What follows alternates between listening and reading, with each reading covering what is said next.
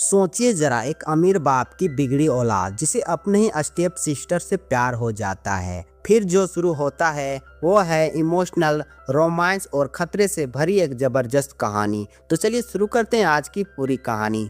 कहानी की शुरुआत होती है नोवा नाम की लड़की से, जो अपने माँ के साथ एक नए घर की ओर जा रही होती है। माँ का तलाक हो चुका है और अब उनका नया बॉयफ्रेंड है विलियम। काफी अमीर है, बस कुछ ही दिनों में शादी भी होने वाली है।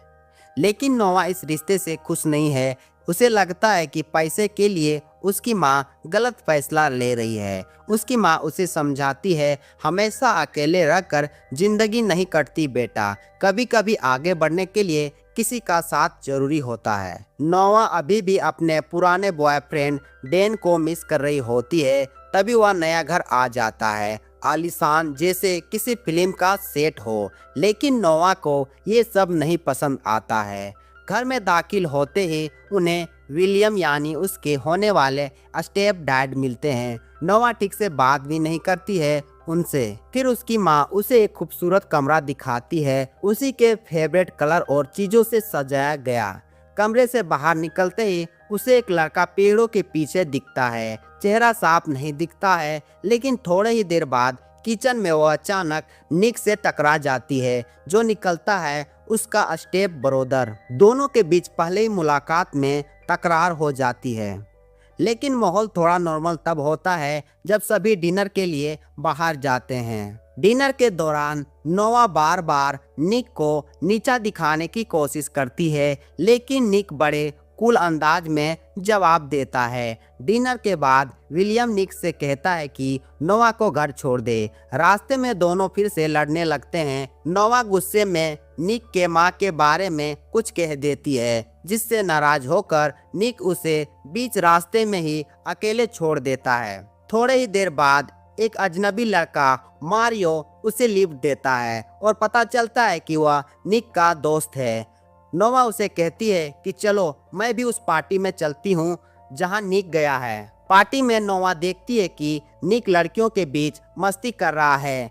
गुस्से में आकर नोवा उसे एक थप्पड़ लगा देती है और कहती है, मुझे अकेले छोड़ दिया और खुद यहाँ मस्ती कर रहा है। दोनों के बीच तू तू मैं होती है, लेकिन फिर भी कुछ ऐसा होता है कि दोनों एक दूसरे की ओर खींचते जाते हैं। एक लड़का नोवा को ड्रिंक देता है, लेकिन निक उसे छीनकर फेंक देता है और कहता है इसमें कुछ गड़बड़ है। ड्रिंक के असर में नोवा झूमने लगती है। निक उसे संभाल कर घर ले जाता है और नशे की हालत में दोनों के बीच कुछ ऐसा माहौल बन जाता है कि खुद को रोक पाना मुश्किल हो जाता है, लेकिन निक खुद को कंट्रोल करता है। सुबह नोवा पूछती है कि रात को क्या हुआ था, तो निक मजाक करता है, जिससे नोवा डर जाती है। फिर नोवा बीच पर जाती है, वहां निक को देखती है। धीरे धीरे दोनों के बीच बॉन्ड बनने लगता है।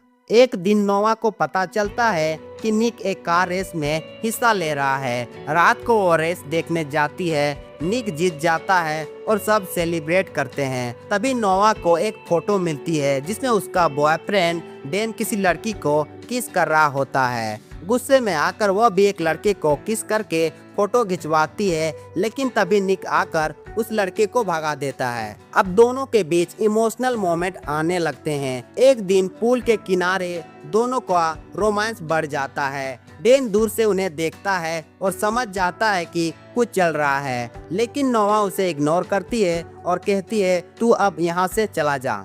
अब कहानी मोड़ लेती है जब पता चलता है कि नोवा का असली बाप जोन्स जेल से छूट गया है, जिसने कभी उसकी माँ और उसे बहुत मारता था। एक दिन पार्टी में जाते हुए रानी और उसके लोग नोवा को किडनैप कर लेते हैं और पीछे से प्लान था उसके डैड जोन्स का।